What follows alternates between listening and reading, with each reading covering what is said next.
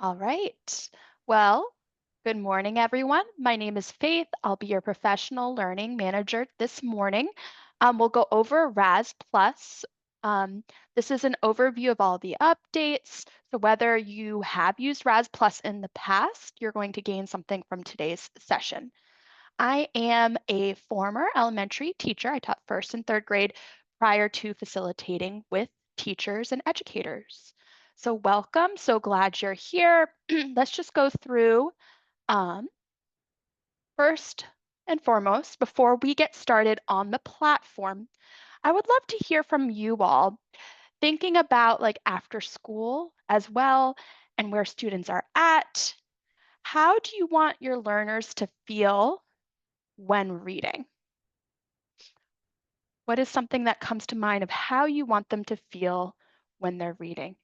Absolutely confident, especially our students and our learners that are learning to read, right? We want them to feel confident and to enjoy reading. Morning, Amy. Thanks for introducing yourself. Would anyone else like to expand on that? How do you want your learners to feel when reading? Yes, reading to learn, excited, you want them engaged, creative.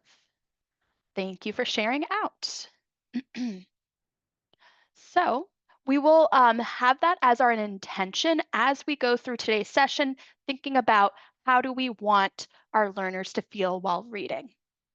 As we work today, these are just some things that we're going to go over. So we're going to go over more quality resources with all the updates, um, an understanding of Kids A to Z, so that's the student portal, and then my goal is for us to walk away with at least 3 things that we can use with our students right away. All right, do we have any questions so far about what we'll be covering?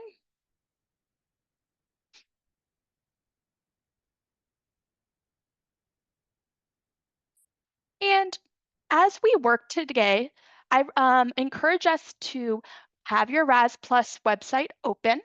As I go through the click paths, feel free to go along and do exactly what I'm doing, or if you prefer to watch, jot down notes. And I do encourage you to share out ideas and questions so that we can learn from each other. As we work through, feel free to use the chat to write your questions, or feel free to unmute your mic. Um, are we all logged in? And if you are having trouble logging in, I do have a trainer account. Just ask you to log out at the end of our session. So if you need that trainer account, first try your login, make sure that's working. If you can give me a thumbs up in the chat when you're logged in and good to go, just so I can get a temperature check.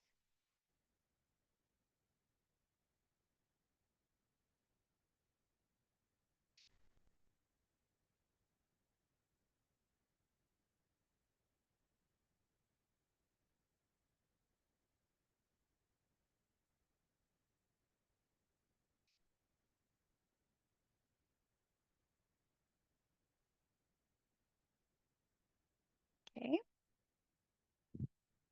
Thank you for letting me know. We have a couple people ready. I'll just wait one more moment.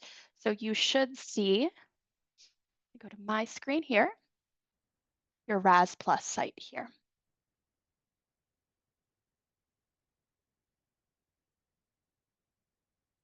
All right. And as I go over some of the resources within RAS Plus, my eyes will be moving around. I don't want it to distract you, so I'm just going to momentarily turn my camera off so that we can fully focus on these enhancements. So we will start with a quick tour of the homepage where I'll highlight navigation features to help you get started. So at the top right here, you'll find the dashboard where you'll get immediate access to the 3 important areas of student management. So we have the roster here, which takes you to the student management right here, where you can manage your class list and customize settings for your student. That's where you'll go right here, the roster. For the reports, this is where you'll go to review data on student activity. And then you'll check your in-basket to view completed RAS Plus assignments that require teacher review or scoring, such as digital assessments and student recordings. I'm going to actually pause here because I didn't ask, has anyone used RAS Plus in the past? Do we have any people here who have experience using RAS Plus? Most of See some our nods. coordinators use it because it's part of our curriculum. Awesome. So we're going to highlight an update here next. You will see here under the dashboard, you'll find your 5 literacy domains aligned to the science of reading research. This gives you quick and easy access to everything you need for your literacy instruction, including resources to help you apply metacognition strategies in your teaching. So you'll see within each domain, you're going to find a collection of practical resources to support your core program lessons. So really supporting the core program lessons that students are getting at school and to give students meaningful practice with comprehension and foundational skills. Um, so under each of the literacy domain cards, you'll see down here below, there is resources to apply. So you'll see a book category card to explore our extensive library of high quality fiction and nonfiction books, which is great for building knowledge, strengthening comprehension, and expanding vocabulary across a wide range of topics and grade levels. You can browse our shared reading that you see here and our graphic books, which are great for sparking students' interest and engagement in reading. And then we also have our graphic organizers, which are new this school year. And it offers a visual tool for both primary and intermediate students to help them organize their thinking while reading. You'll also see the built-in correlations here, um, commonly used for core and supplementary literacy programs. So if you already know some of the core programs that they're coming with, if you click here, you can select, like say they're getting Amplify as their core reading, or then you would select their grade, and you're just going to be taken to additional resources. Here, let me go to first. Additional resources that already connect to that core program that you can assign or read together, different activities. So that is one top favorite of teachers is that core program correlations. And underneath the plan ahead, this is our teacher favorite, a resource calendar. If you choose to use it, you can click on a date and you'll be presented with a selection of related text that helps students build knowledge on the topic and celebrate the day's events. Um, in addition to the homepage, you can also locate resources and tools in the menu up here in the top left. From here, you have seamless access to reading A to Z, sorry, RAS Plus, because that's part of reading A to Z is part of RAS Plus. So you'll have RAS Plus, and you should also now see Foundations A to Z. You might not see all of these other solutions. I just have all of them here. Um, so right here, our Foundations A to Z is our K to 5 foundational skills solution. So I'm going to pause for a moment. So we just covered a high-level overview of just the home page and the menu. When you do select RAS Plus, it will look similar to the home menu where you have the literacy domains. But I'm going to pause for a moment. What questions can I answer before we explore some more of the resources?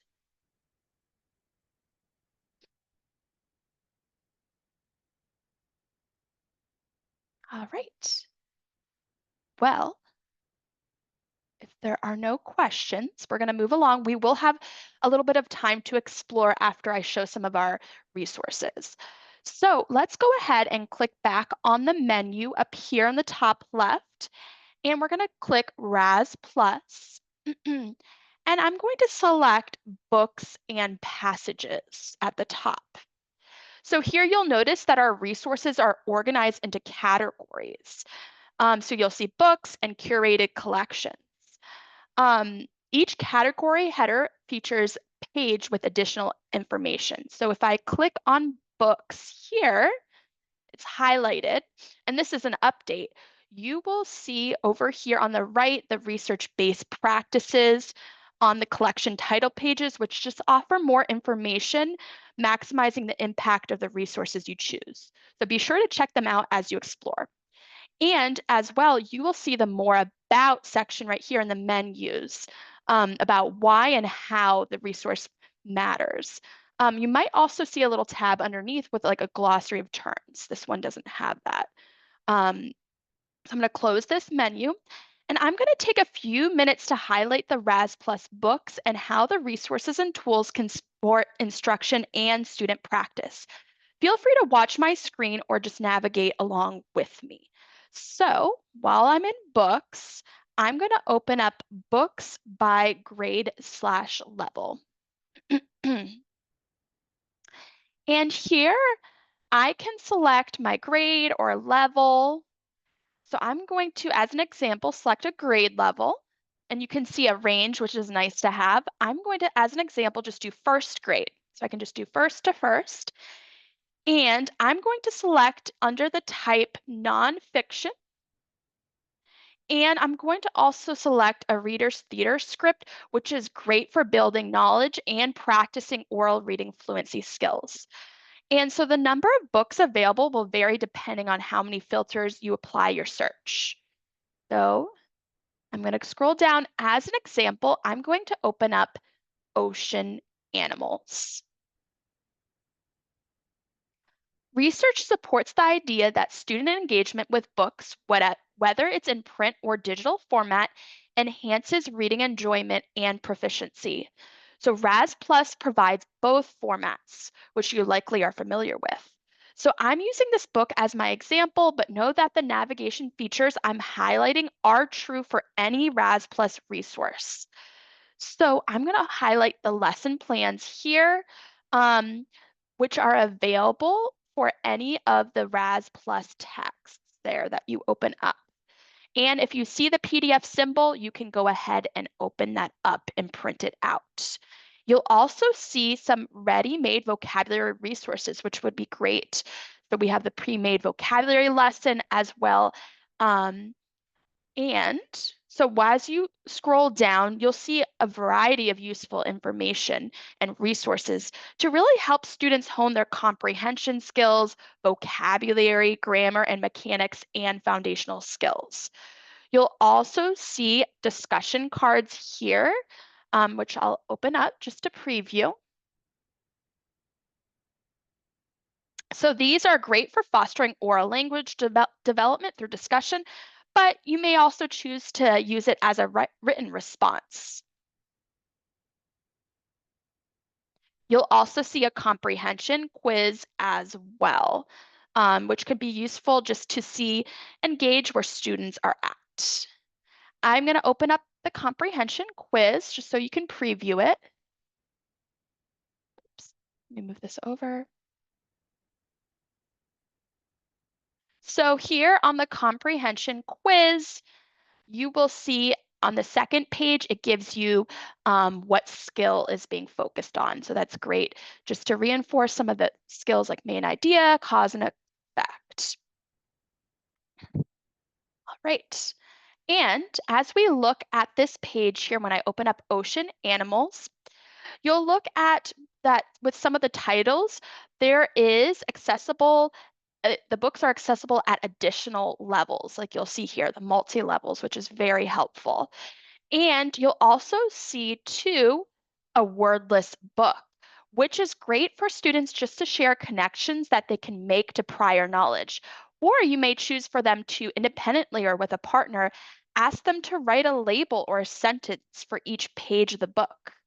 You may also choose to use a reader's theater here, which is really engaging.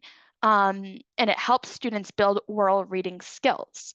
These options support differentiated reading groups, and it allows students to practice oral fluency with the same text offered at different grade levels. And as well, you may choose to project, have the projectable format here. So let's just take a closer look. I'm going to open up the projectable. Has anyone here used the projectable before? Would anyone like to share out how they use the projectable and how it's been useful for them? How do you use it and how has it been useful for your learners? Feel free to unmute your mic or type it in the chat. Hello. I use this often enough. My students enjoy seeing the stories up on the big screen as I read them to them, and they, of course, can read along as I'm reading if they choose to. So that's one of the best ways. I realize students like looking at screens better than at my face. So it's part of the way it is. Yes, and it's nice to have some variety, right? We have some of our print resources, some of the digital resources, and like you said, we might be modeling a skill too while they have it on their RAS Kids account, which is great that they have the annotation tools, but right, we want to model how we use the tools as well. So just to highlight, right, you might be stamping the focus question. Okay, let's focus on this question here. And as we move along, we may choose to, okay, we're going to use the pen tool to circle a vocabulary word, community. And as we move along, okay, so we're thinking also about animals, ocean animals. So we're going to use the highlighter tool. Okay, let's meet some of these ocean animals and we can choose to select different colors to really focus in on the details, right? We have mammals, fish, and etc. So just some ideas, right, of how we might use it. And yeah, using it in whole group is an awesome way to model as well. All right. So I'm going to X out of this right here. You'll also notice the assign button too, which you might already be familiar with. So when you assign though, just a high level overview, students can listen and hear the text. And as a model of fluent reading, they can read it, which offers more independence. And there is a quiz that is offered that you can assign. It's multiple choice. And if the book is Lexile is 300 or higher, you can choose, okay, do you want a constructed response? And just be sure to check your in basket. That's where it will land for you to review since it's an open constructed response. Then, you can choose underneath if you want to assign to a specific student or all students. It's nice to be able to have groups as well. Differentiated groups, if you choose to do that way, you do have an optional start and due date. So I'm going to pause. What questions can I answer about the print, projectable, or digital features found on this book's landing page? Okay, yes, the Literature Circle Journal, that is a new resource. So you'll find it on the left-hand side here. Let's take a look at it together.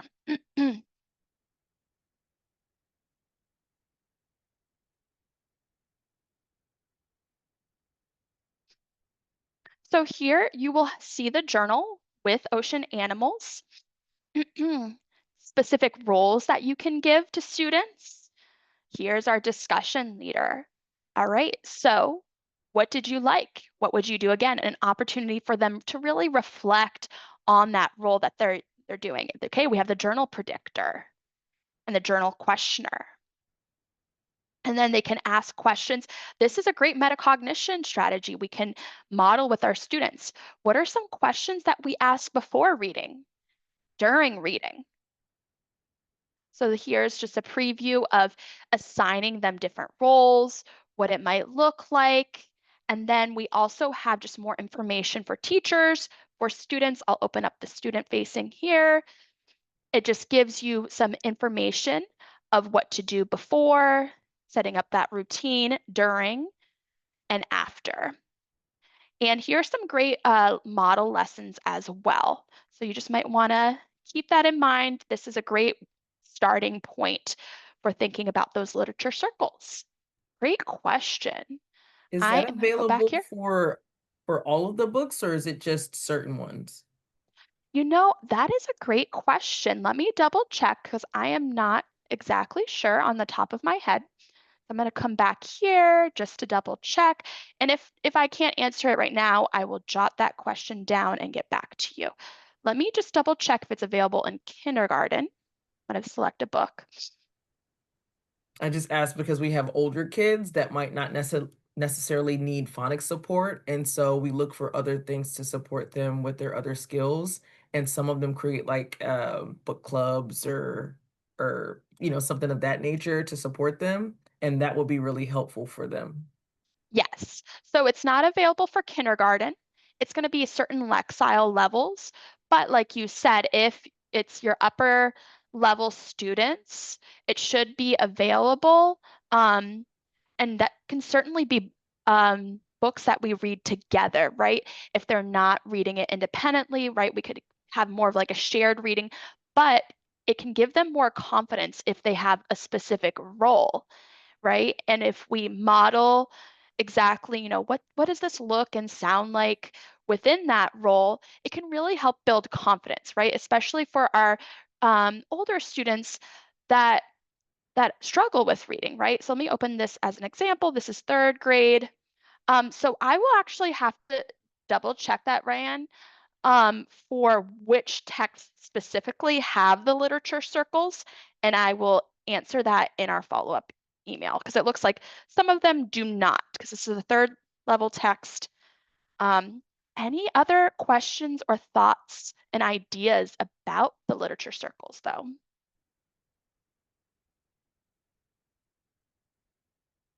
All right. So I'm going to go ahead and click the Raz Plus logo here on the top left.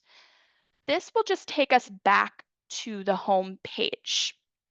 So if you are looking for additional text resources beyond fiction and nonfiction books, the literacy domains right here, which I highlighted before, is a great starting point. So as I mentioned earlier, on the right here, metacognition, I'm going to open it up. It provides guidance for 5 key areas where it supports reading comprehension. So I'm going to open up the strategies and tips just to show you that there are right over here. So you'll see some PDFs that explain the strategy, identifies misconceptions, and provides instructional tips that can be used across content areas, really with any text. So this is a great place to go for metacognition. I'm going to go back to those literacy domains over here. And then you'll also see the language and vocabulary, which focuses on grammar, word work, and language skills. I'm going to open up vocabulary just to show you what's available. So you'll also see over here on the right some resources to support building vocabulary knowledge, including this vocabulary and idiom books and a collection of vocabulary graphic organizers. You also have the comprehension domains, which are great for planning with informational text and literary text. Some of my favorites within this comprehension include the topic sets, close read passages, and paired books. You'll also see here in the middle the foundational skills and fluency resource collections, and they have valuable resources supporting early literacy skills. So I'm just going to open it up just to show you what it would look like. And here I'm going to select phonics. You've likely noticed here at the top this light purple banner with Foundations A to Z buttons on some of the resource pages. So these navigation buttons enable seamless movement back and forth between Raz Plus, because we're in Raz Plus here, and it will take you to Foundations A to Z. As you select resources that align with your instructional purpose, you have just more options with Raz Plus and Foundations A to Z.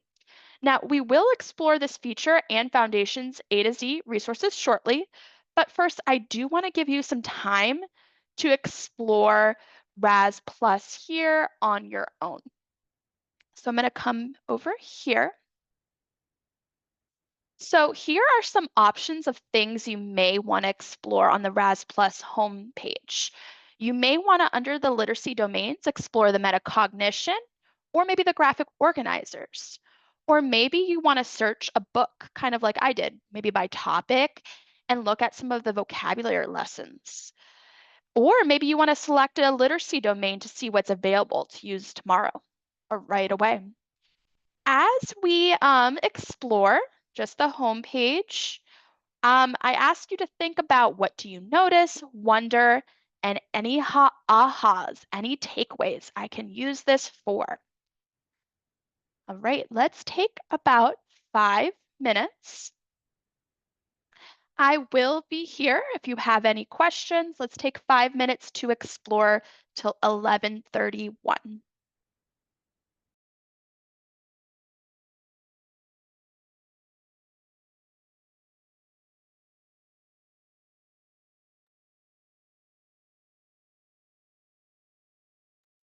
So a reminder, if you need a login, if you're not able to go in, go ahead and I'll keep this on for a moment so you can use this.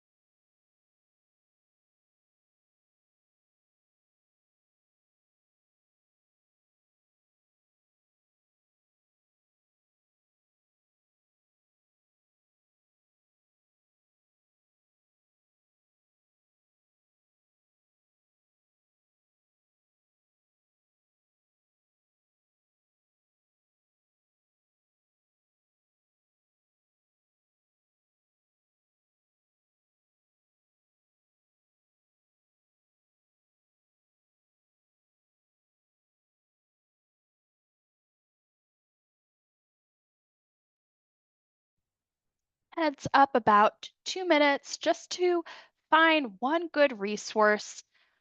Feel free to share out what do you notice, wonder, any ahas in the chat, but we will share in whole group in about 2 minutes.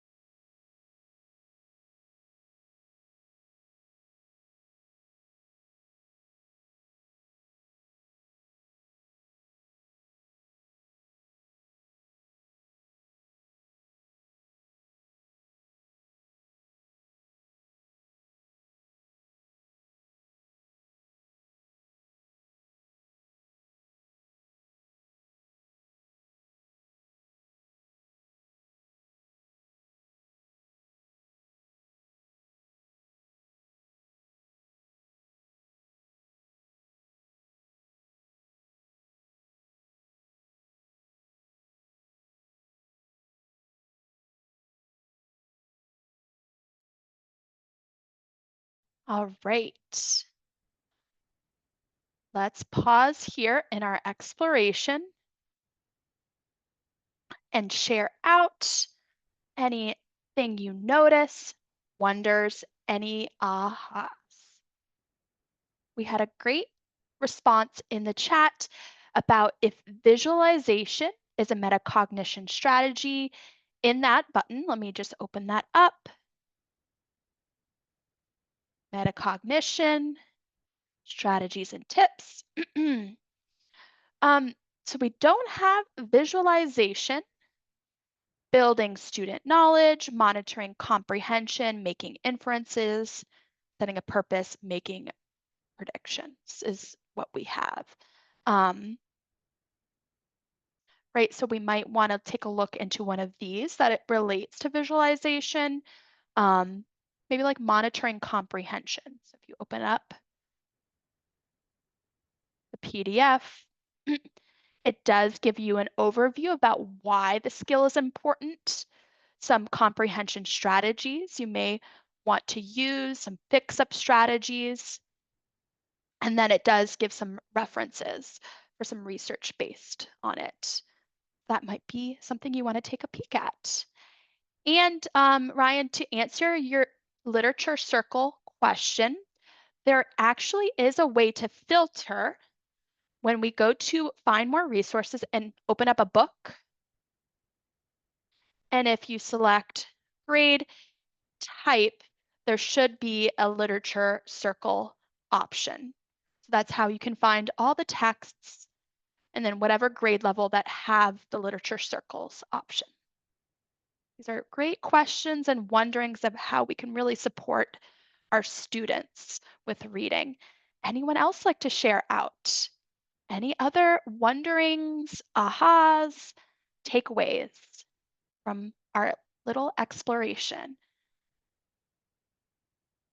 Yeah, it's really nice to be able to project the graphic organizers and type on it, right? It saves us time as well. And it's great to model how to use the graphic organizers, really, because we don't want it just to be like a worksheet, a passive worksheet. We want it to be an active comprehension tool. So if you go to graphic organizers, I would suggest too, the teacher overview for a graphic organizer is really helpful. Like for example, sequence.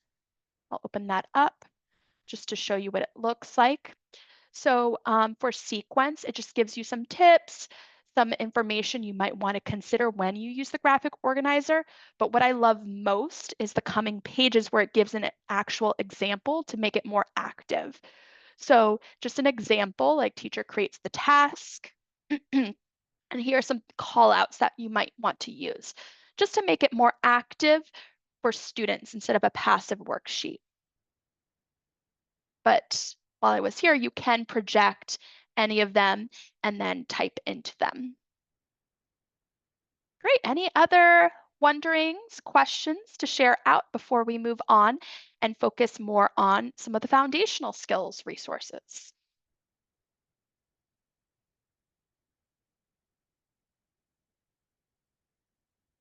All right. So with that being said, if you're somewhere else, just click the Raz Plus logo in the top left so you're back in your home page. So over here, the foundation skills and fluency button, we're going to open up this. And then I'm going to select phonics as an example. So you'll also see the Foundations A to Z lesson plans here, which is linked to Foundations A to Z. So this is a fully articulated lessons for grades K to 5.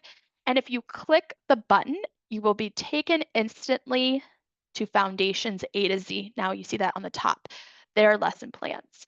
So these lesson plans offer explicit and systematic instruction on research-based strategies and routines for teaching foundational skills. You can use the grade filter here to select lessons applicable to your instruction. I'll select grade 2, but what I'm showing is relevant to all grades. The lessons appear across 8 units. And each grade does have a scope and sequence if you were interested in following that. I'm going to open up Unit 1 right here, and you'll notice that skills move from simple to more complex. Each unit has 4 modules, and within each module, there are 5 lessons.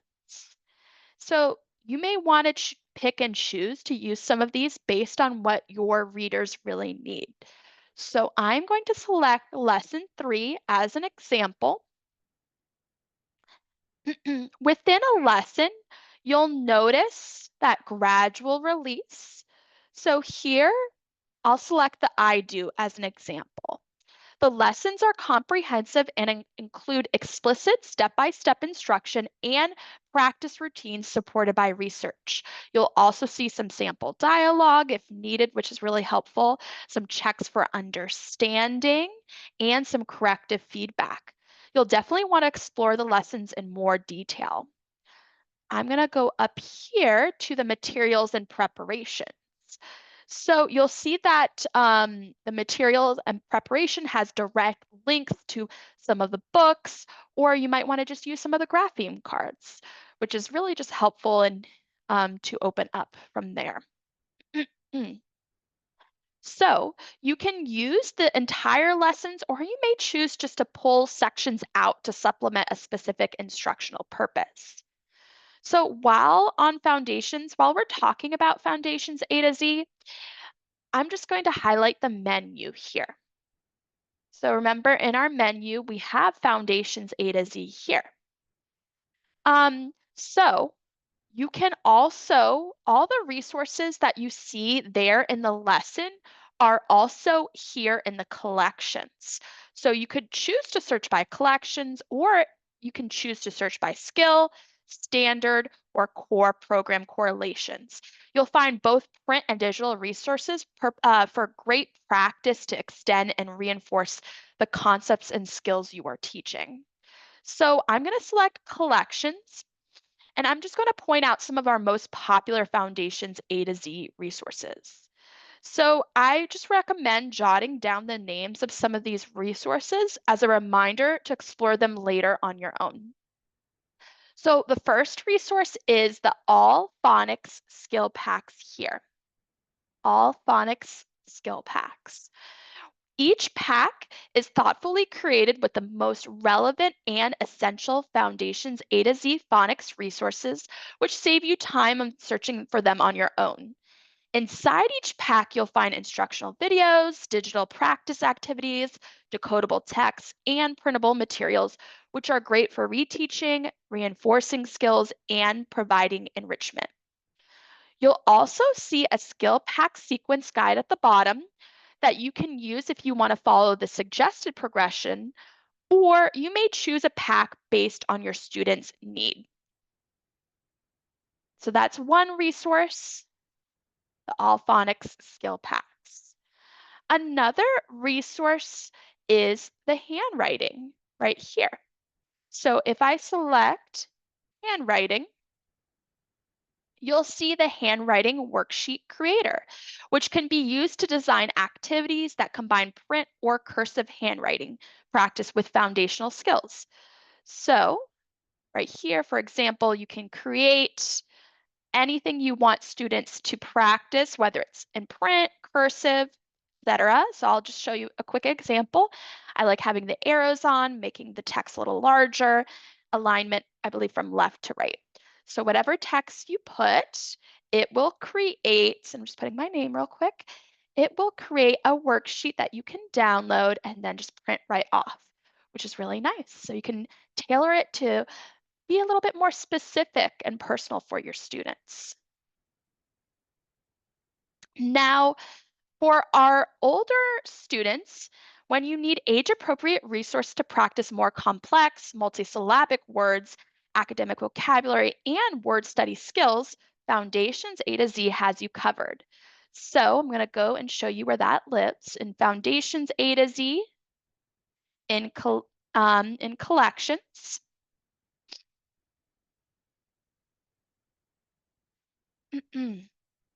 Sorry, lost my train of thought right here, we're going to the word study right here. So it's under, we were in find by collections for this phonics skill packs, but we're going to go down to the word study section right here.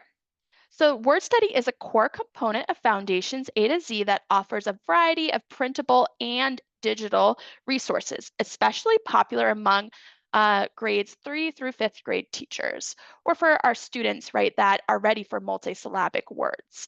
To distinguish assignable digital resources from print-only ones, you can toggle up here to the Highlight Assignable Resources option at the top of the menu.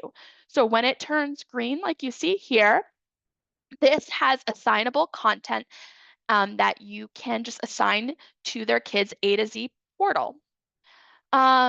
So when students transition from decodable text to more complex, rich reading, word study passages are a really great choice to further advance your students' foundational knowledge. The passages feature common topics, allowing for the opportunity to complement themes from related RAS Plus text and to really help students deepen their content knowledge. So I'll show one as an example. You open it up and you'll see two where you can download, present it, or assign. So it's great to have those three options. And then you'll see related resources to further reinforce that word study skill, whether it be something to assign digitally or maybe pulling parts of the lesson out right here. So the last request we often hear is for more decodables. So I'm going to go back to our menu here, Foundations A to Z, and by collections. So under book collections by resource type, you have books and texts. Right here, I'm going to untoggle this, and then you'll see even more decodable books. I'm going to open that up. So the Foundations A to Z decodable book collections is for grades K to 2. It includes fiction and nonfiction titles that reinforce phonics skills and provide opportunities to build knowledge on a topic alongside the foundational literacy instruction. So, for example, I will go ahead and select first grade. Move this over, and I'm going to select Shine On, which focuses on soft C and G. You'll see in each of the decodables that there is an overview that provides everything you need to know about the book, including the phonics skills and information on the topic. And if you scroll down here too, you'll see related resources at the bottom of the page that's connected to the text. You'll also see here, you can also download, present, or assign, which is true for all RAS Plus books and our Foundations A to Z texts. So I'm going to click on the decodable books link here at the top of the page so that we can get additional resources here. You'll see here on that landing page, because we're in Foundations A to Z, but remember that light purple banner, this will just take us to even more RAS Plus decodable texts. So now you even have more decodable texts. You can click that. And now you see we're taken back to the RAS Plus homepage where we have even more decodables and you can filter by skill.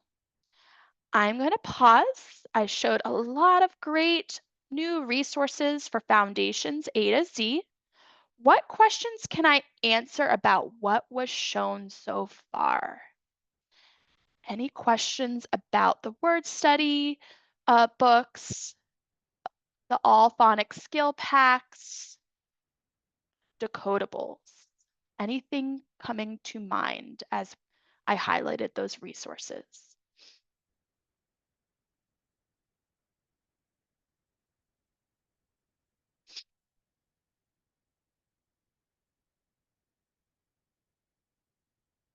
All right.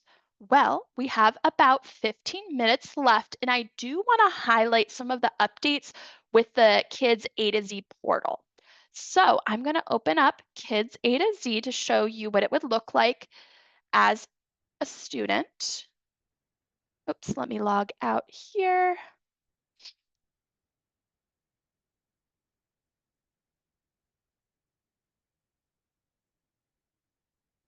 So the Kids A to Z portal here is accessible 24/7, which is great for after school practice, and it's available for any digital or mobile device and offers two experiences, the primary portal for K to 2 students, which I'm showing here, and the intermediate portal, which is for grades 3 and higher. The intermediate portal gives older students just a more mature navigation experience. However, each portal has the same access to personalized reading, digital assignments, incentives, and more. So when students log into their Kids A to Z portal, they'll see some different planets tabs based on the products they're subscribed to. So they may not see all of these, but with RAS Plus, they'll still see reading, but our new planet is foundations.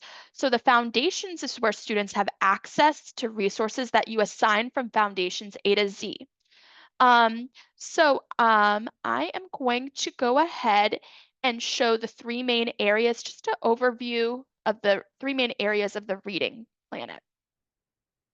So you'll see the My Assignments, and this will be tabs for the older students. But the My Assignment is where students access any digital resources that you assign from RAS Plus. Maybe it's the fiction or nonfiction books, the decodables, closed read passages, or comprehension skill pack interactivities. That's within RAS Plus. So earlier we explored some of the digital annotation tools on a projectable version of the resource, and some of you shared that you use it. I'm just going to overview of how that might look like for the student. That sounds like some of you may have done it before, but just this good overview of how you might want to use it. So for instance, I assign ocean animals to my student. When they click the read option, they'll get at the top right here some digital annotations that they can use. So they have the pen and the highlighter and the stamp tool just like you do. So you can model those same annotations, and maybe they can practice as well, and then be able to apply the skills to their own independent reading. They can also record, which when they submit, it goes in your in basket, so you can review those or share out with parents. They have the option to, if you want to show them the digital sticky notes too, so that they're active in their reading. And they do have that journal here, like if they see a new word and they want to add it or add reflections as they read. So I'm going to go back to my assignments here and back here, back to reading. Another option you see in the reading planet is the level up, which contains collections of books populated by students' independent reading level set based on your roster. So I'll just open up. So all students who have proficient decoding skills should choose level up, which is the most effective when students can really apply the phonics rules to read unfamiliar words accurately and with minimal support. I'm going to go back to our main tab. And then you will also notice, so I highlighted the my assignments, the reading room is something that you can tailor if you want to, but this just gives you everything within the student management part at the top of your roster section. You can turn off some of these features if you want, but here they'll have access and really be able to enjoy reading here. All right, so I'm going to go back, just a high level overview of our reading planet. Now I'm going to also show our foundations planet, which is new now. So with the foundations A to Z, you have the foundations planet. Now you will see here library quests and the Explore Zone. Students access their assignments and quests. So if in Foundations A to Z, if you assign a decodable book, it will land here in quests and they'll be able to read it. So this just shows that my student has already read that decodable. Now, when they're done reading an assignment and quests, it does land in their library. So this is just any finished books they are able to reread for enjoyment and just additional reading at home if needed. I'm gonna go back. You also have the Explore Zone, which is a self-paced activity. There are videos, activities. Sometimes the student is recording their reading. And it is self-paced. It follows the Foundations A to Z scope and sequence. And here you'll see they start what level they start at. They'll start at level 1. They're able to go back and review previous content if needed. But I'm going to pause here. Are there any questions about the reading planet or the Foundations planet? I know I covered a lot.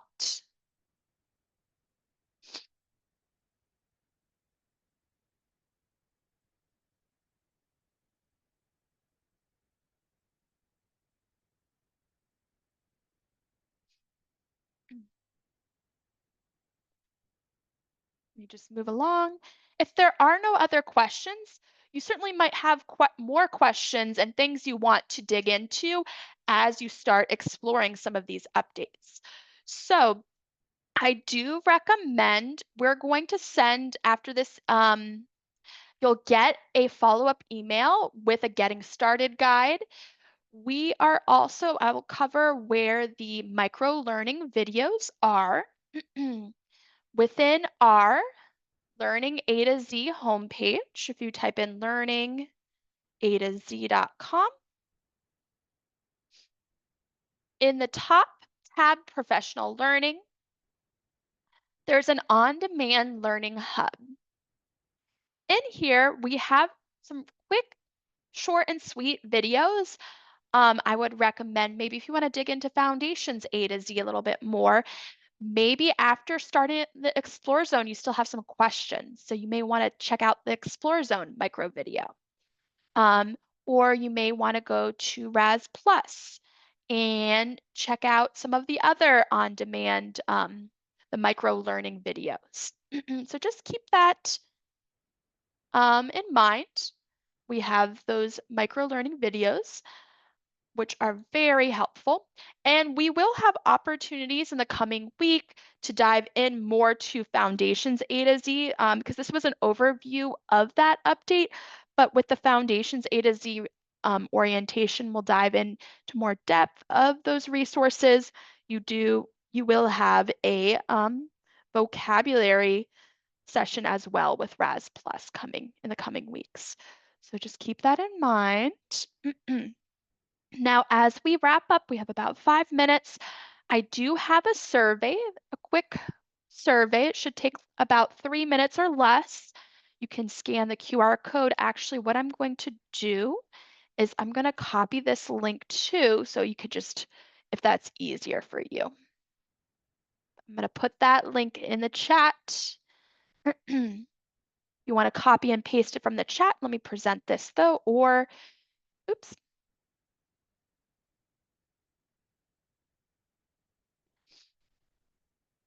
Or you can scan the QR code here. If you could leave me feedback, I would appreciate it. Just make sure it says Raz plus orientation and then my name from the dropdown, Faith Dental. And I will stay on if we have any other questions. Thank you so much for your time.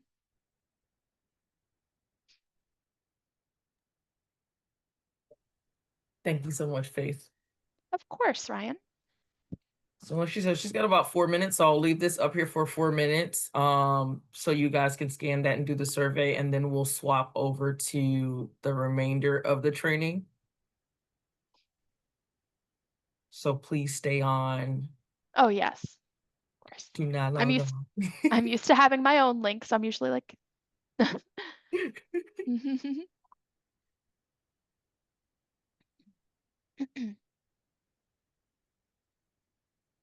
Yeah, There there will has been a be, oops, oh, sorry, go ahead.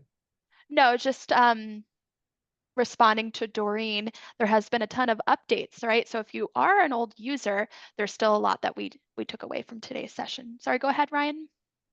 There will be 3 other deep dive trainings, guys. 2 of them will be in September, and then we'll schedule that final one with Faith later on.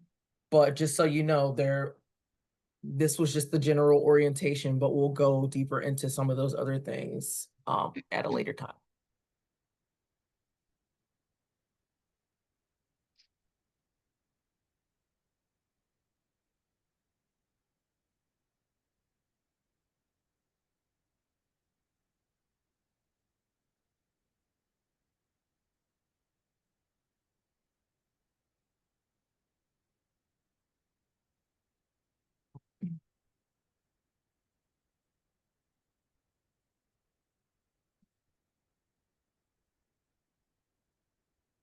What's next on the agenda? So we have deliverables and expectations that we have to go through for the program because it is one of our required curriculum. So I'll be going through what the expectation is for usage, how we track their usage, and how we track student usage. Um, we'll be going over how they report the data to us outside of what we can see in the system.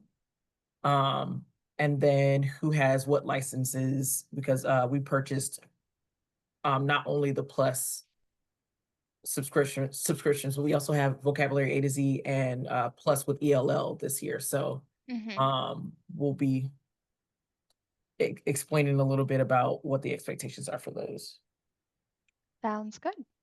Kind of a nice segue after this. Yeah. All right. Well, if there are no other questions, I will leave. Thank you all so much. We'll be in touch soon, and I will see you soon too, Ryan. Bye, Faith. Thank you. Thank you.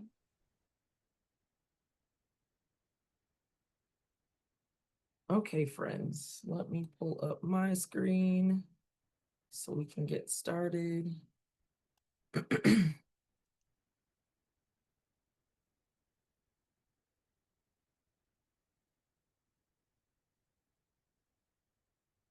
Right. Again, those objectives for today, we just finished with Faith. We'll hit how learning A to Z will be used in the classrooms, give you a couple tips from that, expectations and data collection, what we're going to do with our lesson plan and reflections document as far as deliverables and learning A to Z, who has what licenses, and then how we're going to track curriculum, not just for those of you who have the particular licenses, but for those of you who will be using something different.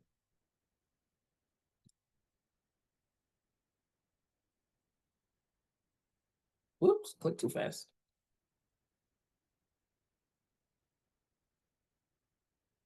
Okay, so let's go ahead and hit learning A to Z and what that looks like in Y Reads. Most of you have used it in one way or another, but there are a couple new peeps in here too. So I'll give a little bit of background of what that looks like.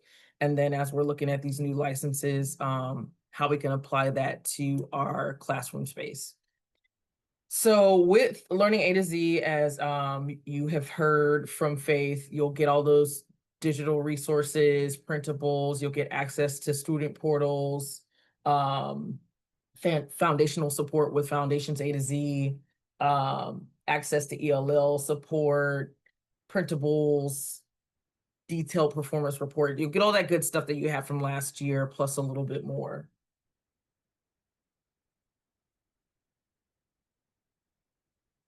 The best way to integrate it into the classroom, and then I'll let some of you guys share out ways you apply it in your settings. But these are probably the 3 main ways you'll apply the Learning A to Z curriculum to your site. For small group, That could be 15 to 20 minutes per lesson or per task, and you'll be able to segment those full lessons that you saw with Faith into different activities that they can do in small groups. You can also assign lessons directly to a group versus a whole group setting. And then looking at your time frame and how much time you have throughout the day, and considering that SIPs may take about 30 minutes, 20, 30 minutes, depending on the day, the group, or behavior. You can take those components of those lessons and use the read alouds, use those practice skill activities, work on comprehension, and work on vocabulary within those small groups. So it doesn't have to be a big whole group session, although that is an option, but you can do those same lessons and break them down for small group. For independent work, you're probably going to take about 10, 15 minutes in that space, unless you're practicing some of those skills, especially in the vocab A to Z section. There are a lot of skill games and activities that you can do on the student portal attached to those lessons. But you're gonna have access to the student portal for the kids. They're gonna be able to use it for IDR. You'll be able to assign practice and assessments for them. And you'll also be able to give them access not only in the classroom, but at home, and connect the parents to that. And then for whole group, the same situation. You'll be able to take those whole group lessons and break them down either through the week or through a couple of weeks, and utilize those skills. You'll be able to then provide, you can also have small group support, although you're doing a whole group lesson. So although you're leading and facilitating that lesson, you can still separate those students at different tables with their small groups and get that not individual, but that small group support from a mentor while you're doing the whole group lesson. You can also touch into those themed and skill-based lessons that were shown in Faith's presentation. I'll go over a couple of things later and once we start hitting the lesson components. You'll have those printable materials, so you can print books and reader theaters, as Faith mentioned, and other materials that you can use directly for whole group. The digital materials that we also saw, and then you'll be able to do multi-skill lessons. So you'll be able to hit a bunch of things if you're doing in whole group and in small group.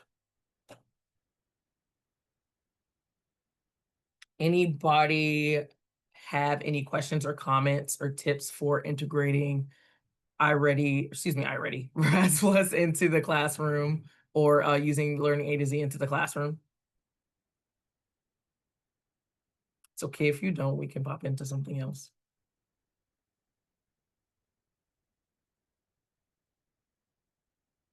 Okay, great. I'll go to the next thing.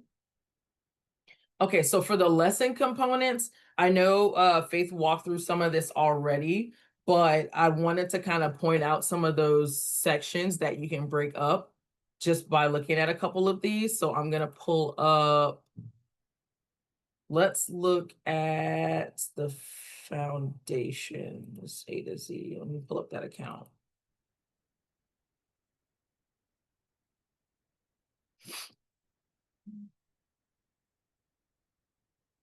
Sorry, it logged me out. Log back in here.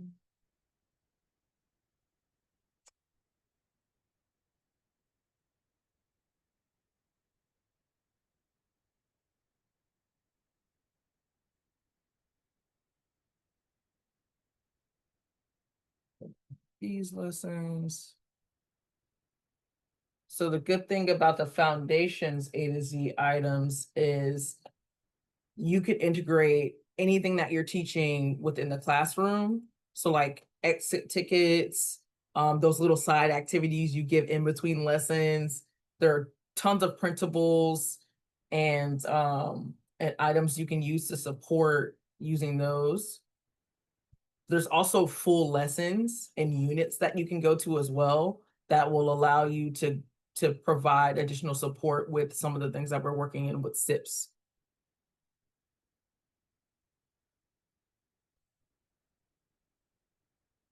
fluency, self-correction, grammar, all kinds of things in here. Let's look at the phonics and learning one. So for example, this one, there's whole videos that you can send with them. There's a whole lesson you can go and look at. All of these things can be broken down and added to your daily lessons. So you don't have to run through the whole thing. You can piecemeal it if you need to, pull out what you need, but it's going to give you just a script just like SIPS does. So you'll be able to go in and use this information. It also gives you the time frame.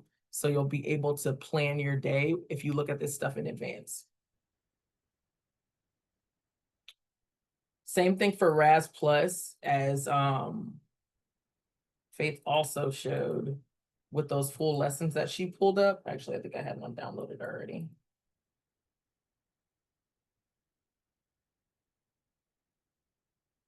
It's gonna give you this full lesson with all of these components. You don't have to run all of this in one day. So like I said in the last page, you can break this down into 2 days. You can break it down into 4 sessions, however you need to do it. And then one, that'll help the students get confident with the text, but you'll also be able to hit all of these components. So you don't have to cram all this stuff down in one day.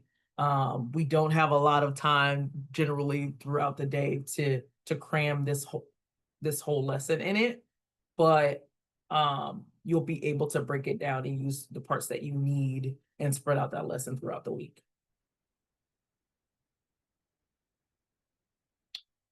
For ELL, those of you who have access to that, they have books and content and grammar resources as well, assessments, language packages. So there are things that you can send home for those students. You can give them additional practice throughout the day in reading, as well as assigning different things to them to use in their portal. But you, again, go and look at this stuff in advance and set up those different portions of your day and make sure your scheduling is kind of lined up with what your goals are. But you'll have the resources to do it now. And if you need the walkthroughs and more information about a lot of these things, we can walk you through whatever you need help with. But there are a lot of resources that you can go in and plan your day and schedule your day with that you don't have to look for anymore. For vocab A to Z, for those components, most of it is already integrated into the lesson plans. So when you go to that lesson plan page, there's a section of there for you to use the vocabulary that's already attached to the book. But then you can also go in and create your own information with new books that you read that are outside of RAS Plus, books on the shelf, passages, whatever. You can use that and create additional resources that can help you support your students in the classroom. So all of this stuff is available to you. You can go in and use these resources to connect supplemental materials, create editable content, work on specific skills. Everything is pre-made, but you can also make your own stuff, but it also makes it really easy for you to plan in advance and get your lesson planning done right away. So expectations, looking at this across the board, because again, we've had to make quite a few adjustments based on the funding cut. So we're really tight on how this is being used and how it's being run this year. In addition to that, we're collecting that data so we can share out with stakeholders. This will help us create sustainability for the program and also allow us and WISE to reach out to stakeholders about potential funding. So we're looking at ways to collect that data. We know that iReady and SIPS only give us so much. This is another data point and another metric that we can use to collect the data. So what does it look like for you and what are you going to be responsible for in using this curriculum? Because this will be replacing Kids Lit since it no longer is being made and we can't purchase it anymore. So the requirements will shift from what's listed for Kids Lit, and then it will also be more data tracking so we can get the information we need to not only support the students, but to collect more data on the program. But your responsibility, you'll be handling student usage. So that's making sure they have access to it in the classroom. And if they don't have access to the independent resources in the classroom, making sure they get access to use it at home. Coordinator usage, that's you logging in and using the materials.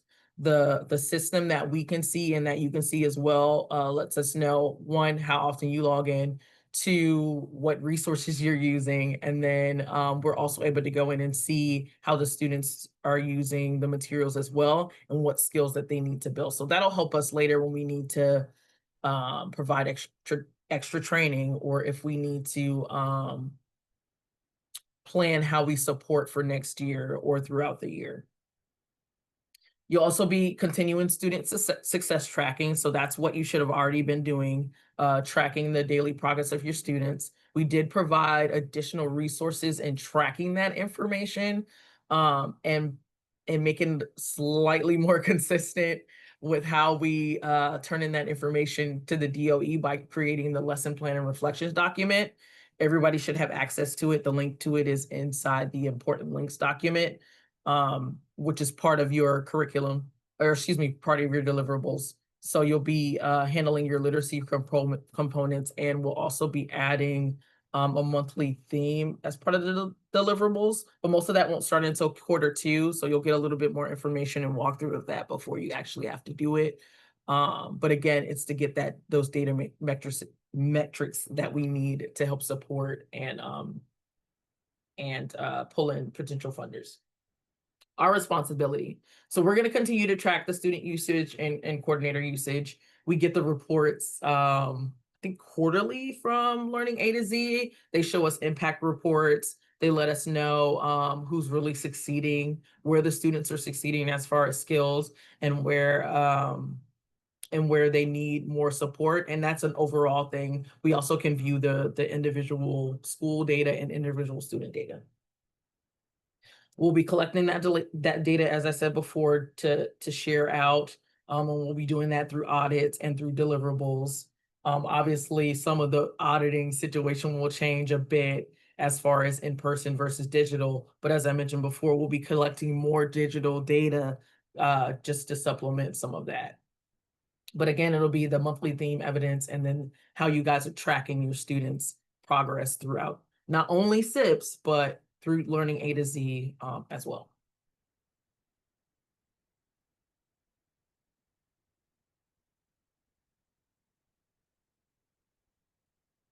So for deliverables, with that new document, so starting in Q2, which will be October, coordinators will be submitting evidence of literacy skill lessons. And so what you'll do for that, the expectation is that you'll choose your lesson plan in the plan ahead section, and I'll pull that up once I walk through this. You'll go to the plan ahead section. You can also view it through the calendar. It'll bring up the whole calendar and which themes that they have. So for example, for October, mental health is one of them. World Smile Day is in October. So you'll be able to choose one of those themes and then complete one of the lessons for that. You'll upload student work, so samples of student work. So that's the printable lessons that they do. And then you'll include that lesson information in that lesson plans and reflections document. So I can pull up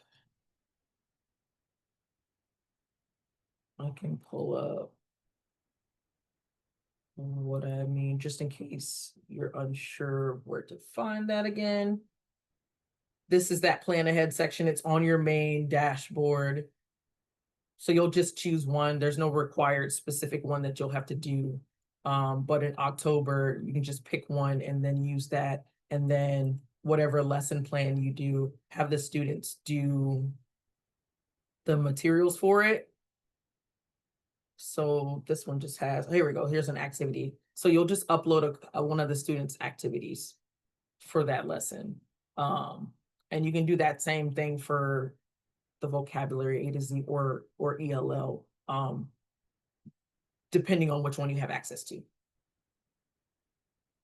So it'll be easy format of doing so. When you go to your lesson plan reflections document, you'll put in what content you're using. You'll select the type when you're doing your monthly deliverables. You'll put in what it's for, and then you'll upload a sample into your documents. And so when you go and do, I'm going to pull up August.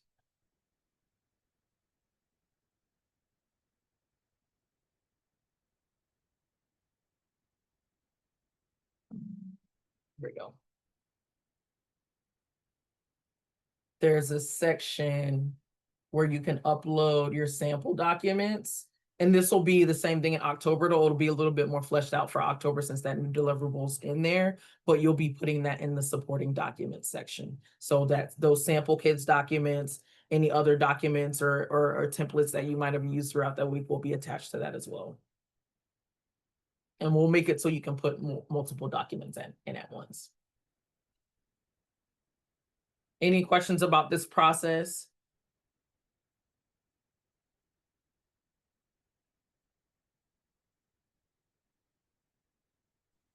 Brian, I have a question. Go ahead. So upload samples of student work. So is this what you're getting back from the students? The Right. inbox work? Right. Okay.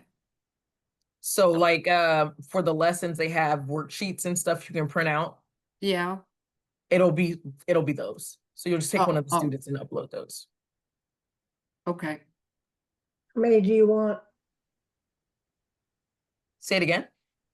How many samples of student work do you want? It can just be one student. So whatever. So if you're entering in say the lesson for Leah's lousy day, you'll upload all of the worksheets that student had for that particular Okay. or all the ones that you used. So if you only use the phonics sheet and the comprehension sheet, that's all you'll upload. Got it. Any other questions about that?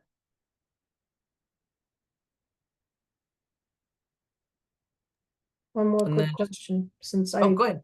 wasn't teaching in August, do I still need to, obviously nothing was planned for August, so then any planning would be for September. You won't have to start entering that particular stuff for this deliverable until October. Because Gotcha. we know that in the first quarter, you're still testing students, you're Okay. still figuring out groups, you're still placing them. So and you'll have a chance to practice with it ahead of time. Okay. Especially for those of you who have not used it at all, you'll be able to work with it beforehand. And most of you will be starting it in September. So I want to give you that time to get settled before that deliverable is expected. Any other questions? Okay, great. So these are the current licenses we have for right now. It could change later, it might not. With this new grant year, we had tons of budget cuts. So we did drop from our 25 RAS Plus accounts and our RAS Kids account down to 13. And then we added the vocab pilot and A to Z pilot and then the ELL because we noticed there was a gap for support with vocabulary. And that's something that you guys have kind of been asking for, vocabulary and comprehension. You guys have kind of been asking for that for years. So we wanted to make sure that we had the opportunity to use it. We wanted to provide it to everyone, but like I said, with the budget cut, we were not able to do that. But we will be also getting those 3 deep dive trainings. But these are the current license access. And so we made these decisions based on previous usage. So if for some reason you didn't use it at all last year, or you didn't use it a lot or very often, because again, that's something that we can track through the system, you most likely didn't get assigned that. Or if you have a different metric of collecting that data, that comprehension and vocabulary data. Got a question? The quote. Ryan, Oh, you're welcome. Go ahead. I have a question. So are you saying that only 13 kids you can create for 13 kids? No, so each license will give you 42 Okay, I spots. see. Okay. I got You'll get nervous. 42 spots. Okay. So, Now, some of is you that will per be site? sharing. Say it again. Is that per site? It's not necessarily per site. You might be sharing depending on what area you were with. And then again, we were looking at usage from last year and the year before. So if you Mhm. didn't use it, so like say you had those 42 licenses per or spots per kids, but you only used like 20 of those spots, we might not have given you a full license by yourself. So you might be if sharing it with someone else in your Y area. It won't be someone else in another Y. It'll be someone in your Y area, in your Y space. So Oh, you'll get the information. I'll be sending out logins. The renewal doesn't happen until the 1st. So all of those new, so vocabulary A to Z, all that stuff won't pop up until the 1st. And once that happens, then I'll get those passwords out. Most of you, your passwords will be the same. If it has been changed, you will have gotten an email that says that your account doesn't exist anymore. If not, either way, you'll get a list of your new logins. So if you're sharing a login, like for you, Yolanda, you have all 3 sites under your new login. You'll be sharing that account with all 3 sites, but your particular one, you have multiple classrooms, so you can separate it that way. If you don't have multiple classrooms, which an example would be Michael, who has Parkside and Golden Gate, you will just set up your students in the system by groups. That way you're able to separate them from school. So Parkside Group 1, Golden Gate Group 1.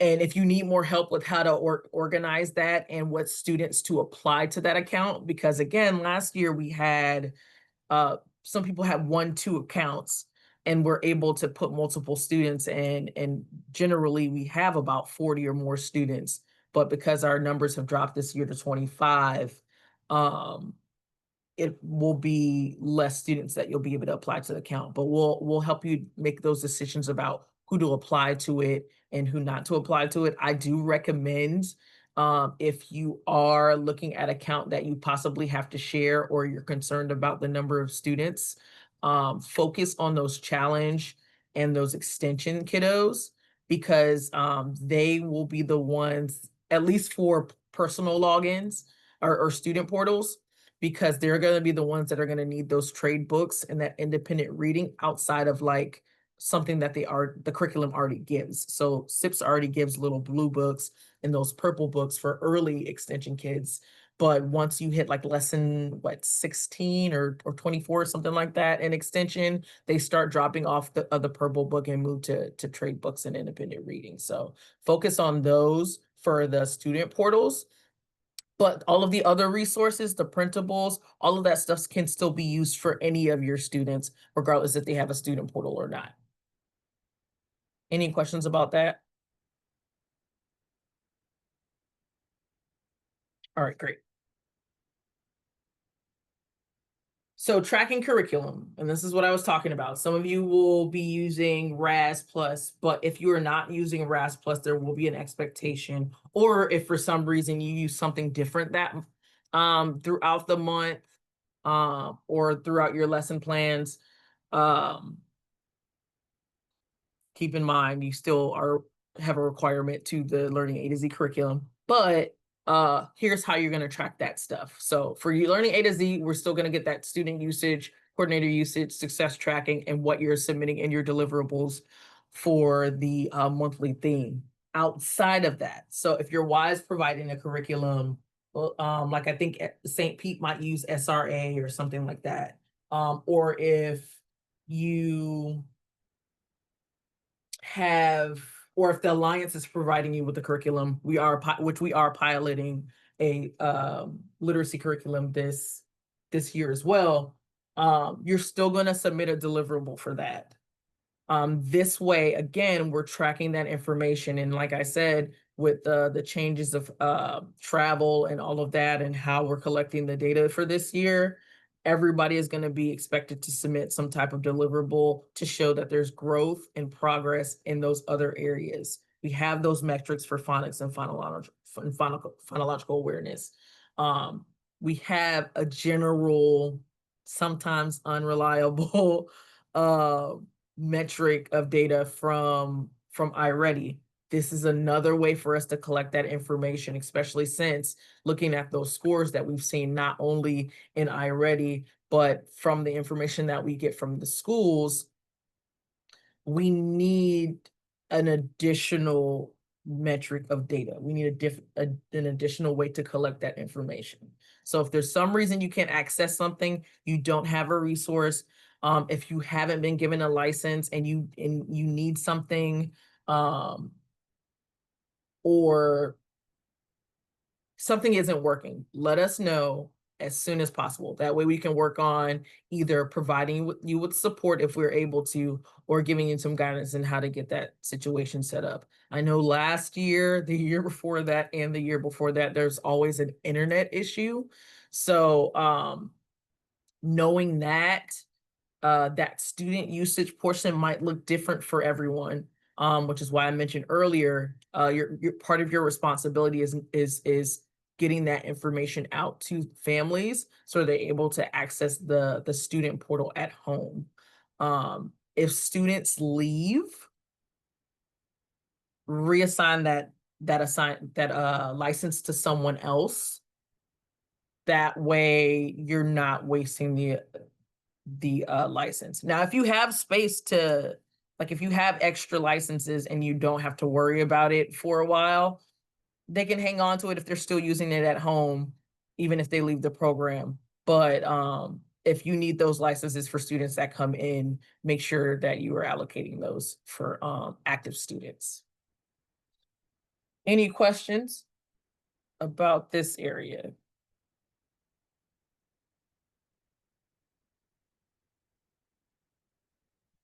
So our goal in this is to, with this tracking of the curriculum, is to, one, we have to check all of the components of literacy. We are a literacy program. These are, even if your students don't necessarily need phonics and only need comprehension and vocabulary, all that stuff still needs to be tracked. And so actually that's another good reason of why we're tracking it this way too, because for those students who no longer need SIPs and are still in your program, we still need a metric aside from iReady to get information on these students and to know if the program is providing them what they need. So, important things. Any questions about any of this? When you say license, do you mean the amount of kids that's going to be inside of the program? The 42 kids? So no, the licenses are slightly different with RAS than they are with iReady. So if I say license with iReady, it means that license is the spots, how many spots you have. If you have a license with RAS, that's a group of students that you can use. It's pretty much a classroom. So each license is connected to a classroom, and that classroom can hold 42 students. Now, how you allocate those with your group, if you're sharing or not sharing, completely up to you. But that's what I mean by license when I say it for RAS or Learning A to Z. It refers to the classroom that holds about 42 students. Okay, thank you. You're welcome. And then, like I messaged you earlier, I'll make sure you get, I just updated you guys' account because you do have a shared one as well. But it has, I think, 2 licenses in it. So you'll be able to access with that same login that Tony will have, the classroom for Piso and Sulphur Springs, whichever one that you're at. I'm at Piso, and thank you. You're welcome. Any other questions regarding this information? Okay, great. Okay, tips for success. Always track your lessons, documentation. As I said before, if it's not documented, it didn't happen. And the documentation is helpful not only for you in planning, but if for some reason you're not there, or you win the lottery and, and decide not to come back anymore. Someone else has a way to help those students.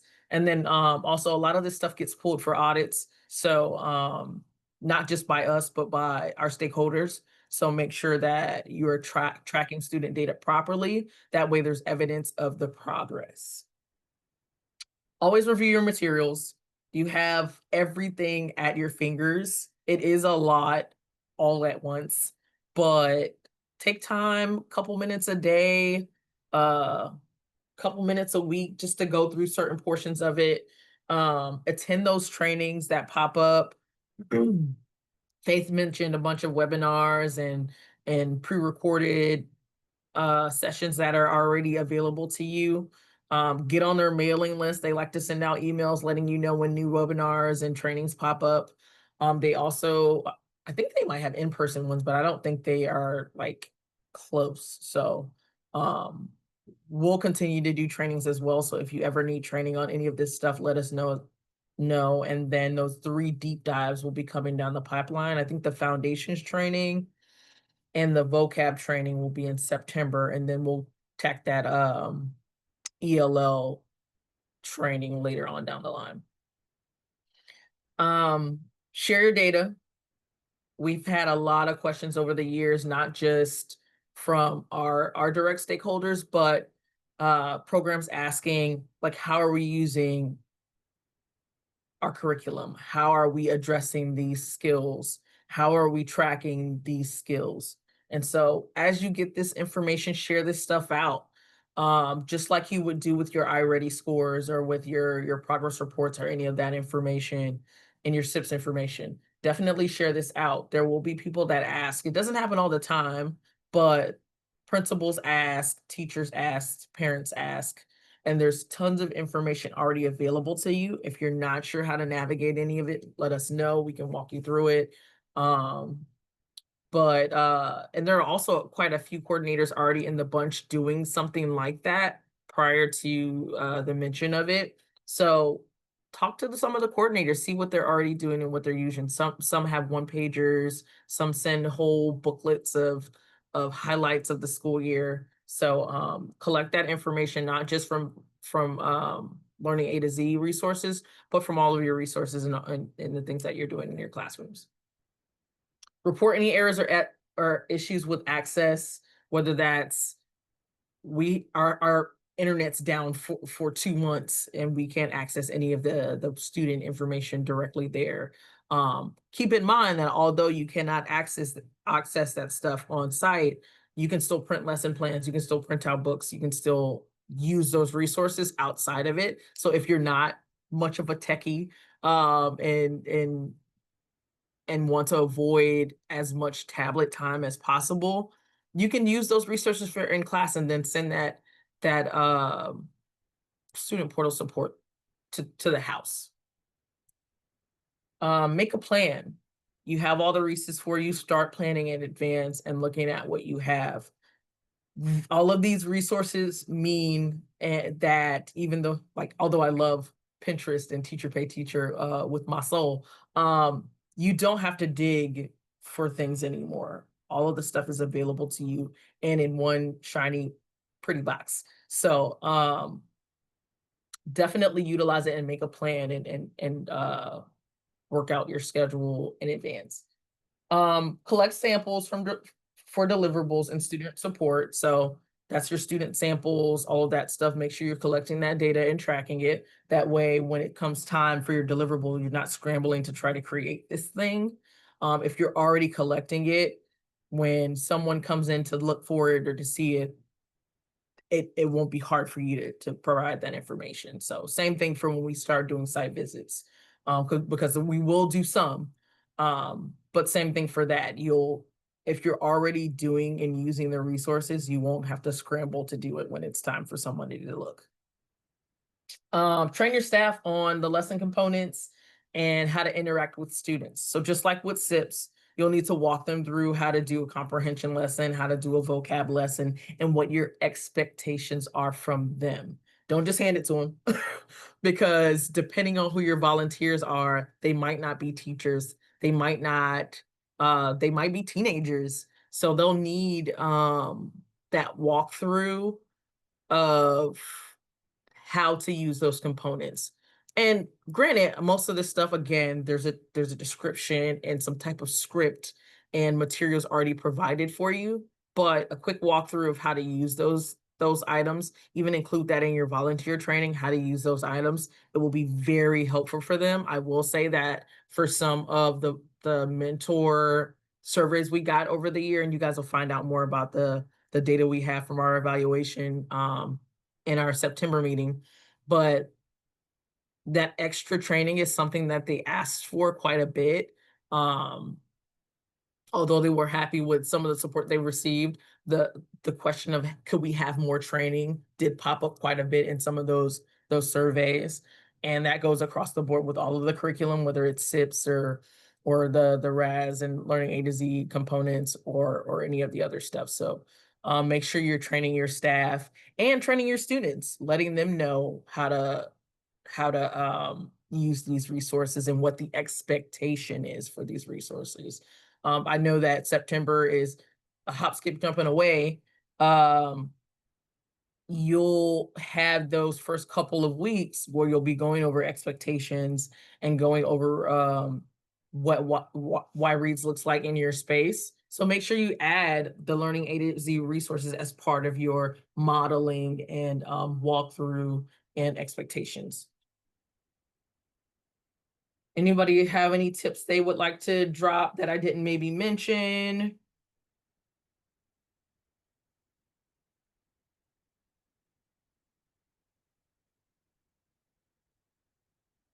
Not a problem. Also, find out what your kids like as far as like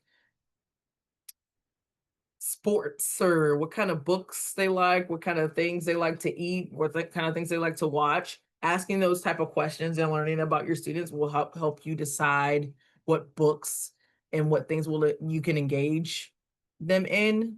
And finding out their interests will help you bring enthusiasm into the classroom.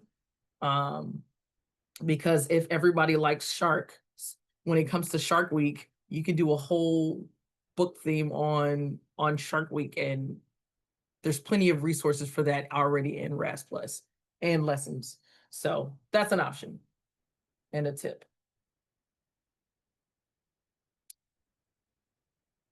If no one has any questions, does anybody anticipate any challenges aside from like internet internet functionality? Does anybody anticipate any challenges with this curriculum? Maybe it's something that we could talk out at here while we have a bunch of different coordinators who could possibly be thinking or have overcome the same issues. Anybody anticipate any challenges? Feel free to come off of mute because I'm Hey, not. Brian, I just put in the chat, but as far as themes, are the themes just based off of what RAS has, or can they be, I mean, is that what you prefer, the So themes? the monthly themes, Yeah, it would be for us for tracking purposes, it would be one of those things. And the good okay, thing about them is that they kind of follow like national holidays right, and different things like that. okay, So like I said, a smile day or something like that was one of them. Mental health, World Mental Health Month is in October. So those types of things will pop up in that. And there's different types of themes that are surrounded around that stuff. And some okay, of that stuff they're already working on in school. So like Columbus Day, there's resources for Columbus Day, and they're already engaged and excited about that because they're learning about it in school. okay. So that's the preference then for this year to kind of go with what's in there. And that's only for that monthly deliverable submission. So outside of that, you can use whatever you want. It's just for when you're submitting that deliverable. We would like it centered around one of the themes. Got it. Okay. Thank you. It would be easier for us to go through the information if it's Right. over something that we've already kind of reviewed. Thanks. You're welcome. Hey, Any Ryan, I other- already have trouble with people on a waiting list. You have trouble with people on the waiting list? Yeah, parents are just not happy that the kids are on a waiting list Oh, and we're full. I've got 18 kids already waiting. oh no, And yeah. sometimes it's a sibling of one, and one parent says, "Can I swap that one out with the older one?" I'm like, "Well, that one's in a first grade, second grade class. The older one's in fourth grade. He's not going to want to sit there with the younger ones, is he? You know?" And oh no, you don't No. want to know. So yeah, it's not good. I mean, I would definitely be honest with them. Like unfortunately with the decisions that are being made with the budgeting, there have been cuts and unfortunately we took a hit. And with that, that impacts staff Yeah. and um volunteers are always going to be impacted because they come and they go, but um we've kind of been impacted at home with how much Yeah. we have for resources and how many people we can utilize. Like some people have lost their jobs, so we I know. understand it. It definitely hurts our hearts that we even had to drop those numbers in the first place, because we've always kind of prided ourselves on how many students we've been able to help. That's been something we've been able to highlight every year. Yeah. But in reality, the funding has impacted that. And so it's something that we're working on with our team and with the Ys to look at sustainability across the board, because in all actuality, the program runs on quite a bit of money. It takes about 100K to run one single program. And so with that in mind, hopefully this year, in working with everybody and coaching and learning more on our end as well, we'll be able to get Y Reads as a whole in a position to sustain itself, where we won't have to rely heavily on that DOE funding. So that's Right. why those conversations with the Ys and having them also look into other options of funding um, will be important this year, and collecting that data will be important this year, because when we go to those stakeholders looking for that information, we can say, hey, this is what we did the last few years. This is what happened when we lost funding, but we still maintain that quality of our program. Oh, yeah. So can you help us this next year, or are you willing to help to join our commitment in our movement of supporting literacy across the state of Florida? All right. So then I'll just tell the parents, because some of them they're desperate. I get it. And I'll just kind of remind them it has to do with funding, because it's just they're like you were like my I hate to say it, you're my last hope, so that's what they keep thinking. I know we're not the last hope. I know that, but the parents don't have a clue as to how to teach their children how to read. That's what teachers do. So, all right, no problems. Thank you. Thank you. Any other questions, guys? I will tag on to just a little bit to what Amy said. It's going to be really important to watch your attendance this year because of what she's saying. Our numbers are cut pretty much in half. And with that being really tight and really not necessarily strict, but really tight about that attendance is going to be important. Let those parents know, hey, I've got a wait list of 25 to 100 kids. If your student's not going to attend, I've got to put someone else in that spot. And so review, as you start coming into the beginning of the school year, review your information that you're sharing out to the parents. Let them know what the expectation is. That might be new to some of you, but with the new requirements, it'll be better in advance for you and for the program if you start to let them know in advance, like, hey, attendance is mandatory.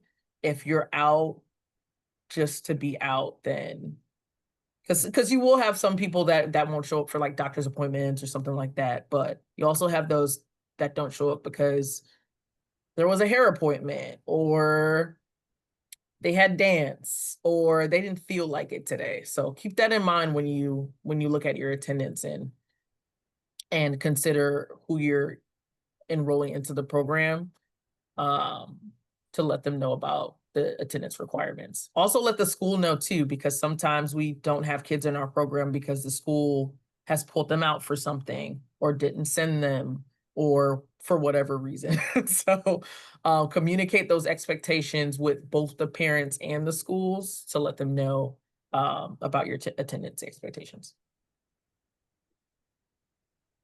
So Ryan, can you hear me? Yes. It's Marlene. Hi. I put in a request 2 weeks ago at the school for the IT guy, but because of budget cuts, the IT guy that used to be there is no longer there. And the guy that they have now, he has to go to like 3 or 4 different schools. So he's like the all-around IT tech. You know, from coming to the site that internet connection in that kitchen area where I do Y Reads, it's like a brick, you know, containment center in there, and you don't get a good signal. Is it our responsibility or is it the school's responsibility to put, like, if needed, a enhancer to be able to get internet, a better signal in that room? What do you suggest? So based on the collaborative agreement, they are responsible for, the school is responsible for providing you with access to internet. However, some Ys intervene in that space based on the conversations that they have with the school. So if it ends up being a problem for you, I think we've already had that conversation about it being a problem more than once. Speak to your Y about either supporting you in and getting that conversation going with the school. And again, there's nothing you can do if you have to wait on someone else to arrive, but or possibly getting another option. I know some schools have provided hotspots, but even with some people, the hotspots are kind of spotty depending on where you are in the school. But although it is the school's responsibility, definitely tag your Y into the conversation. Let them know that there are resources that you are required to use that you don't have access to. And for those of you that are still waiting on those things to happen or to be fixed, remember you can still use those resources that you can print off from home or from your school office or from your home office. That will still show that you're using the items until that can be fixed. So just let us know and we'll kind of keep track of it that way. If for some reason there's not a deliverable covered for logging in, we'll know that it's because you guys have been dealing with those issues. Okay, thank you. You're welcome. Any other questions or challenges? What support do you need outside of the questions that have already been asked? Does anybody need another walkthrough of some of the materials?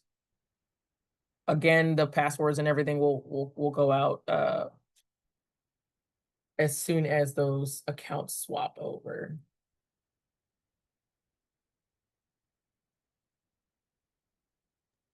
Hey, can they keep what's in there when they do switch them over to the next year? Because I have a whole bunch of stuff saved in like a file cabinet. So for most of you, I was able to just swap your stuff over. So your file cabinet should still work. If I Okay. had to make you a new account, and I wasn't able to replace the account with the new account, then you'll have to restart. But I think yours is the same. I can actually pull it up right now and look. And if you've already done it, then yeah, I've pulled it up. I've seen that stuff in the file cabinet. I thought Yeah, it was if you've something that's seen it gonna in the happen. file cabinet, that means you still have Okay. access to it. We're So good when it then, thanks. renews, you should still have access to it. Thank you. You're welcome. I think there are a couple of you I had to make new accounts for. Like First Coast has a whole new account. You'll be able to pull those students, I think, but you might not be able to pull, if it's a new login, you might not be able to pull your file cabinet. Tampa, I was able to pull some of your stuff over. Doreen, yours should be the same. I was able to pull over most of your stuff. I don't think I was able to pull over Cherry's. But most of you, it seems like there's some type of roster that's already a link to your account. I can see that on my end. So for the most part, you should still have access to everything. I think only a couple people had to change their accounts. Any other questions?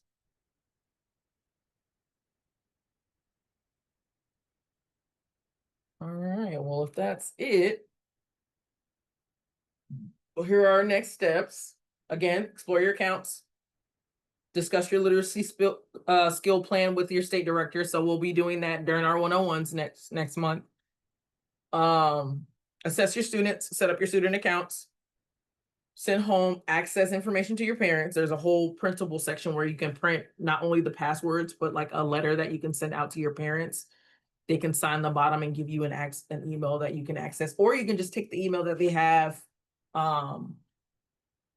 in their registration form and add it there, or whatever email you use on Class Dojo, or however you contact them, you can send it through that way.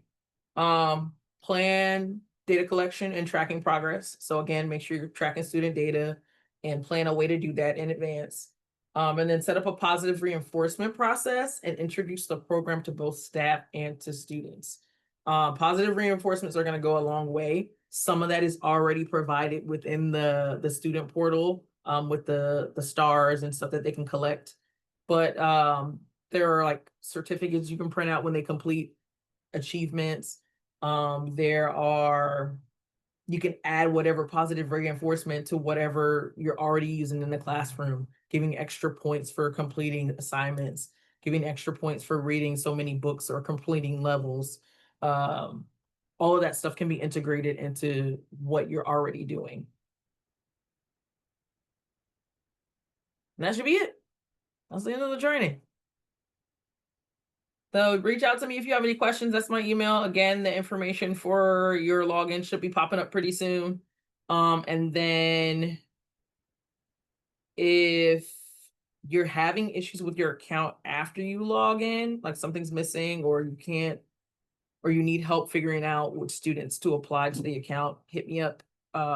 Email is preferred contact, but you can text or call as well.